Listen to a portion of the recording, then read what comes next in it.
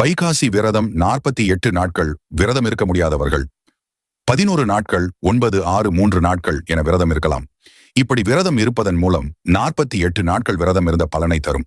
விரதத்தை ஆரம்பிப்பதற்கு அதிகாலையில் எழுந்து குளித்துவிட்டு முருகன் கோவில் சென்று உன்னை வேண்டி நான் துவங்கும் இந்த விரதத்தை எந்தவிதமான தடையும் இல்லாமல் நல்லபடியாக நிறைவடைந்து இந்த விரதத்திற்குரிய முழு பலனும் எனக்கு கிடைப்பதற்கு துணையாக இருந்து அருள் செய் முருகா என மனதார வேண்டி விரதத்தை துவங்க வேண்டும். 11 நாள் விரதமானது மே 30ஆம் தேதியும், 6 நாள் விரதமானது ஜூன் 4ஆம் தேதியும், 3 நாள் விரதமானது ஜூன் 7ஆம் தேதி ஆரம்பிக்கிறது. தினமும் ஒரு வேளை மட்டும் உணவு சாப்பிட்டு விரதம் இருக்கலாம், அல்லது தினமும் ஒரு வேளை மட்டும் உணவை தவிர்த்து விரதம் இருக்கலாம். இல்லை, என்னால் உணவு சாப்பிடாமல் இருக்க முடியாது என்றால் 3 வேளையும் அசைவம் இல்லாத உணவை சாப்பிட்டு விரதம் இருக்கலாம். காலை மாலை 2 வேளையும் குளித்துவிட்டு முருகனுக்கு பூஜை செய்ய வேண்டும். முருகனுக்கு நைவேத்தியமாக காய்ச்சிய பால், தேன் கலந்து வைத்து வழிபட வேண்டும். அந்த